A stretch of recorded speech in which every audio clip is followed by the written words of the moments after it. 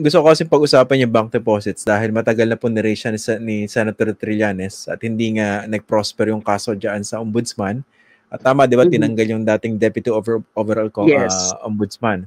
Ang tanong ko po rito, kung sakaling gumulong yung impeachment trial or miski yung proseso pa lang dyan sa Justice Committee, pwede po ba i-require yung, yung AMLAC o kaya mga bangko to produce those bank documents para magkaalaman na once and for all?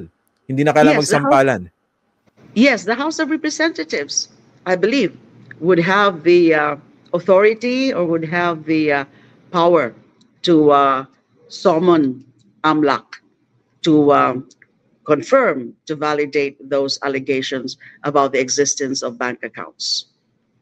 Pwede, no? So, doon na ilalabas yung mga dokumento kung sakali, kung accurate man, na talaga meron siyang ganung bank deposits. Okay. Yes. Oo. So far, kasi ang isang issue po rito sa impeachment ay yung oras dahil magki-Christmas break na, tapos pagpalo ng January, alam natin, start na ng election period, busy na lahat ng mga tatakbo. Pati kayo, dahil tatakbo kayo sa pagka-kongresista bilang bahagi ng mamamayang liberal, di ba? Pero how do you intend to pursue this proceeding amid this scenario? Kung gugustuhin talaga ng House of Representatives na seryosohin itong impeachment, they will find time. There's a will, there is, pwede nilang gawin. Kasi kung titingnan mo yung mga periods prescribed in the Constitution, which was adopted in the rules for impeachment of the House of Representatives, 10 days, 10 session days, para i-refer sa proper committee. And then 3 days na i-calendar yan dun sa committee. And then yung committee may 60 days. Within 60 days, they have to resolve it. Igo-go ba nila o hindi yung impeachment. So that's within 60 days. And then from there, pupunta na sa plenary. And within 3 days dapat makarating sa plenary. Now, the elections is in May. So we're talking about what, 5 or 6 months? December, January, February, March, April, May. More or less 5 to 6 months. So in terms of the period, pwedeng kakayanin.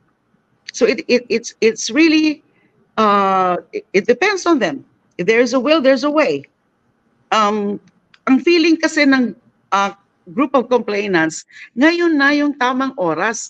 Kailan pa natin titiisin yung mga lantarang paglabag sa konstitusyon, paglabag ng rule of law sa mga batas ng Vice President. And then after the elections, and between now and the elections, marami pa pwedeng mangyari. And then after the elections, we don't know. Kung meron pang may interest pa ba yung mga mahalal sa House of Representatives and the Senate to pursue this. And then remember, we have the 1-year ban. Na kapag meron ng nag-file, hindi na uling mag-file again within the same period. Kailangan after the lapse of 1 year. And again, many things would happen within that span of time. So ganun yun. Yung pinupush lang namin yung House of Representatives, gawin nyo na to. Kasi meron naman mga basehan. Gawin nyo na to para protektahan yung demokrasya, protektahan yung ating saligang batas. Ganun po ang panawagan ng mga complainants. Senator, last 2 questions. No? Alam ko busy kayo. Yung isa, given the current composition of the Senate now, what do you think of the chances of the Vice President being convicted? Kasi marami pa rin siyang mga sip-sip. Marami pa rin sip-sip sa Vice President at saka sa mga Duterte dyan sa Senado. They say na as of now, kung ngayon na magta-trial, baka hindi pa. Baka short pa. You know the numbers. It's supposed to be 2/3. Yeah. 2/3 of the Senate. 16. And that means 16. Iba-iba yung mga bilang. May naririnig ako 13, may naririnig ako 10.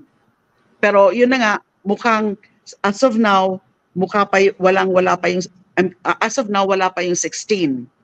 Now, we are hoping na between now and the time that the impeachment is finally referred, the resolution and the articles of impeachment are finally referred to the Senate, ay pwede pang madagdagan.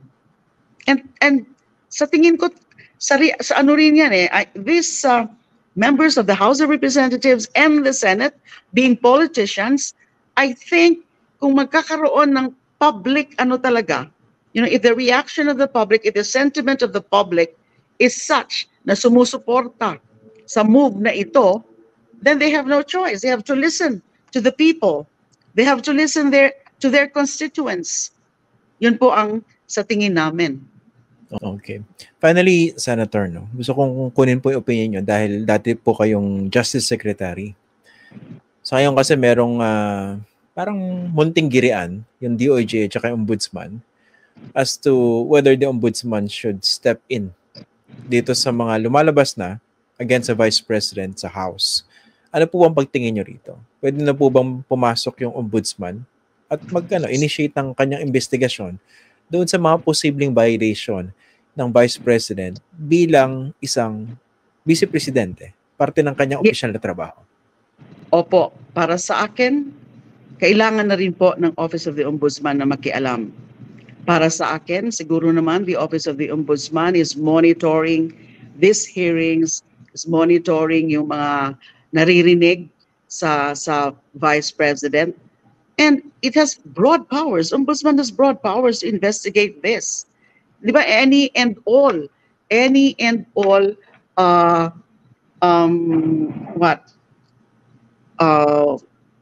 trying to recall what exactly. Misfeasance, malfeasance of malfeasance. Of a public official. Again, on the principle that public office is a public trust. Yung sa Article 11, Section 1 of the Constitution. Napaka-broad po ng powers ng Ombudsman. Meron siyang investigative unit, yung Field Investigation Office. Hindi naman sinasabi natin na mag-preliminary investigation na kaagad. He can tell his investigators to start gathering evidence, to start building the case against the Vice President. So we don't know why there is such an hesitance on the part of the Ombudsman. Tama po yung DOJ na pinapakiusapan na nila yung Ombudsman to also act. Kasi yung DOJ, hindi naman lahat ng violations pwedeng i-cover ng DOJ. Mas broad yung nasa Ombudsman, lalo na that the salary grade of the Vice President is certainly high enough to fall within the jurisdiction of the Office of the Ombudsman. Bilang Pangulo, bibiruin ko lang kayo kasi may mga nakikita akong comments, Sana pagkatapos daw ng termino ni Ombudsman Martires, sana kayo naman daw yung i-appoint sa Ombudsman. Nako, Christian, para mas proactive.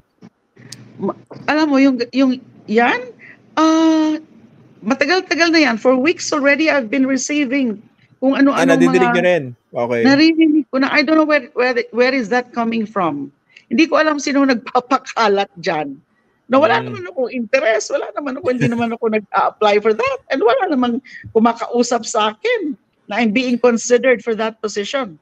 Many friends of mine have been texting me, is it true? Is it true? Is it true? Sabi ko, saan ba nanggagaling yan? I don't know. There must be a group who's propagating that. Na, ako nga, hindi ko alam Hindi ko alam na na i-consider ako dyan. So, these are just part of yes. Awkward sa inyo yan, pero at least ang normal na pagtingin naman sa mga nakakausap ko, you're very qualified for that position and you have the integrity for that, diba? Yun naman yun ang positive take dito ng marami, ng mga nakakausap ko. Ayun. Yun lang po. Gusto ko lang maging awkward kayo. Okay. Maraming salamat po, former Senator Leila De Lima, for joining us tonight dito po sa Facts First. Maraming Always salamat an absolute pleasure being interviewed by you, Christian. Maraming salamat. Magandang gabi po sa inyong lahat.